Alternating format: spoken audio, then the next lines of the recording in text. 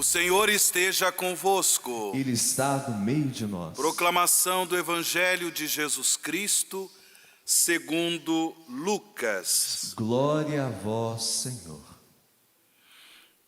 Quando se completar os dias para a purificação da mãe e do filho, conforme a lei de Moisés, Maria e José levaram Jesus a Jerusalém a fim de apresentá-lo ao Senhor. Conforme está escrito na lei do Senhor, todo primogênito do sexo masculino deve ser consagrado ao Senhor. Foram também oferecer o sacrifício, um par de rolas ou 2 pombinhos, como está ordenado na lei do Senhor. Em Jerusalém havia um homem chamado Simeão, o qual era justo e piedoso, e esperava a consolação do povo de Israel. O Espírito Santo estava com ele e lhe havia anunciado que não morreria antes de ver o Messias que vem do Senhor. Movido pelo Espírito, Simeão veio ao templo. Quando os pais trouxeram o menino Jesus para cumprir o que a lei ordenava, Simeão tomou o menino nos braços e bendisse a Deus. Agora, Senhor, conforme a tua promessa, podes deixar teu servo partir em paz, porque meus olhos viram a tua salvação, que preparaste diante de todos os povos, luz para iluminar as nações e glória do teu povo Israel. O pai e a mãe de Jesus estavam admirados com o que diziam a respeito dele. Simeão os abençoou e disse a Maria, a mãe de Jesus: este menino vai ser causa tanto de queda como de reerguimento para muitos em Israel. Ele será um sinal de contradição. Assim serão revelados os pensamentos de muitos corações. Quanto a ti, uma espada te traspassará a alma. Palavra da salvação. Glória a vós, Senhor. Obrigado. Irmãos e irmãs em Cristo Jesus, estamos na 8ª do Natal, vivendo esse clima festivo da memória do nascimento de Jesus, os inícios da salvação da humanidade. Portanto, é com júbilo que a Igreja celebra nesses dias a Santa Missa, para bendizer a Deus que nos enviou o seu Filho Jesus como Salvador da humanidade. O apóstolo São João, como nós ouvimos na primeira leitura, nesse trecho da sua primeira carta, ao falar da manifestação da salvação de Deus, ele usa muito o símbolo da luz, em contradição com as trevas. Essa luz de Deus que brilhou a ponto de dissipar as trevas do mal, a ponto de vencer as trevas do mal. O apóstolo São João utiliza essa imagem de luz, de trevas, para falar da manifestação da salvação de Deus em contradição com as obras das trevas, as obras do pecado, justamente porque ele vivia num ambiente cultural onde era muito importante para as pessoas conhecer Deus, conhecer o mistério de Deus. No entanto, nesse ambiente cultural de muita riqueza filosófica, de muitos pensamentos filosóficos, Esse conhecimento do mistério de Deus era um conhecimento meramente racional, um conhecimento esotérico do mistério de Deus. Um conhecimento que não tinha nenhuma consequência no comportamento humano, nas escolhas que as pessoas faziam em seu dia a dia. E é por isso que São João esclarece, como nós ouvimos na primeira leitura, que aos cristãos o conhecimento verdadeiro de Deus compromete o comportamento humano, compromete o comportamento das pessoas com a realização do mandamento do amor. Do contrário, como nós ouvimos na primeira leitura, São João deixa bem claro: quem diz, eu conheço a Deus, mas não guarda os seus mandamentos, é mentiroso. É mentiroso. E a verdade não está nele. Quem diz conhecer a Deus, mas não vive segundo o mandamento principal de Deus, que é o mandamento do amor, é mentiroso. E a verdade não está nele.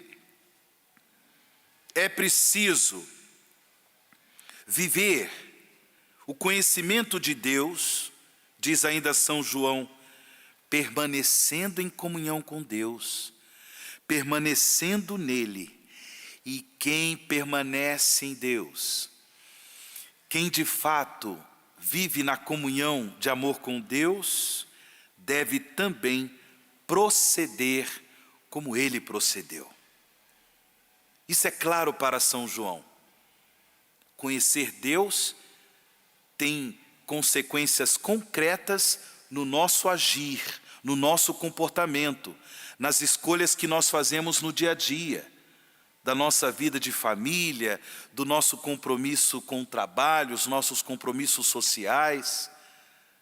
O conhecimento de Deus deve brilhar, deve ser testemunhado no nosso dia a dia, sobretudo o testemunho da vivência do mandamento do amor que Jesus nos ensinou e que o próprio Jesus colocou em prática, dando a sua vida para a nossa salvação.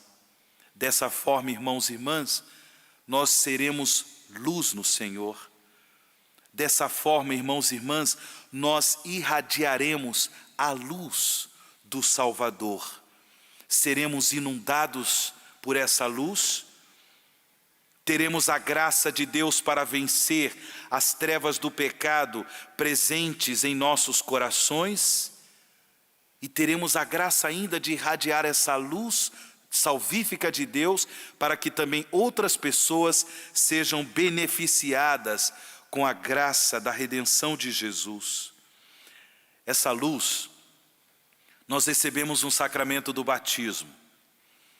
Como é importante valorizar, como é importante dar graças a Deus pelo batismo que nós recebemos e, claro, a confirmação deste sacramento, a confirmação dessa luz de Deus em nossos corações por meio do sacramento do Santo Crisma.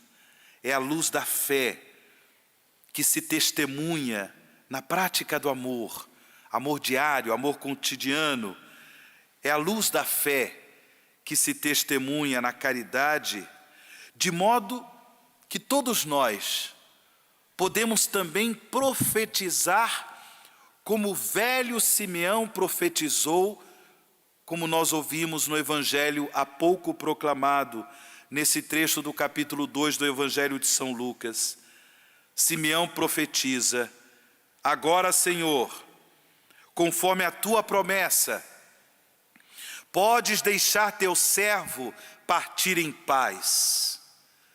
Tendo o menino Jesus em seus braços, tendo o menino Jesus em suas mãos, Simeão continua a sua profecia: porque meus olhos viram a tua salvação, que preparaste diante de todos os povos, luz para iluminar as nações e glória do teu povo Israel. Se nós deixamos, irmãos e irmãs, que essa luz de Deus brilhe em nossos comportamentos, em nossas ações, nas escolhas que diariamente fazemos, sim, nós podemos fazer nossas as palavras proféticas de Simeão: meus olhos viram a tua salvação, que preparaste diante de todos os povos, luz para iluminar as nações e glória do teu povo Israel. Essa luz que se irradia a partir de dentro dos nossos corações, pelo poder do Espírito Santo, essa luz deve também iluminar as nações. Essa luz também deve iluminar aos povos, porque a salvação de Deus é para toda a humanidade. A salvação que Jesus veio nos dar é para todos os povos, de todas as línguas, de todas as raças, de todas as culturas. No entanto, em sua profecia, como nós ouvimos no Evangelho, Simeão diz para Maria, também para José, que estavam ali apresentando o seu filho para ser consagrado ao Senhor no templo de Jerusalém. Ele diz assim, Simeão: este menino vai ser causa tanto de queda como de reerguimento para muitos em Israel. Esse menino, disse Simeão, será um sinal de contradição. O que Simeão quis dizer com isso, minha gente? Jesus é um sinal de contradição. Por quê? Justamente porque Ele nos concede essa luz de salvação por meio de sua morte de cruz. O pecado que se manifesta em nossos corações, por vezes, esse pecado nos leva a rejeitar o amor de Deus. Por vezes, nós não aceitamos a vontade de Deus. Por vezes, nós teimamos viver, escolher as trevas do mal, as trevas da mentira, as trevas da injustiça, as trevas da imoralidade. Sim ou não? Hein, minha gente? Sim ou não? Infelizmente, Jesus é um sinal de contradição. Quem o segue deverá dia após dia tomar uma decisão clara pela luz do Senhor, pela luz da verdade, pela luz do amor, pela luz que se irradia do mistério da cruz do Senhor. Amar, testemunhar o amor de Deus, é dia após dia morrer um pouco para si, morrer um pouco para os próprios sonhos, morrer um pouco para as próprias vontades, vontades que não estão comprometidas com a vontade de Deus. Amar, testemunhar o amor da cruz, é entrar nessa contradição de Jesus. Justamente porque as trevas do pecado querem nos afastar de Deus. E às vezes, infelizmente, nós escolhemos este caminho. Porém hoje, no mistério do Natal do Senhor, Deus nos oferece um novo caminho. É um caminho todo iluminado. É um caminho de graça, é um caminho de salvação, é o caminho do amor da cruz. é o caminho do amor de Jesus. Que Deus nos dê a graça de escolhermos, de trilharmos este caminho. E que nós possamos juntos, como Igreja da Luz, Igreja da Cruz do Senhor, que nós possamos todos irradiar essa graça de salvação a todas as nações, a todos os povos, como profetizou Simeão. Louvado seja nosso Senhor Jesus Cristo.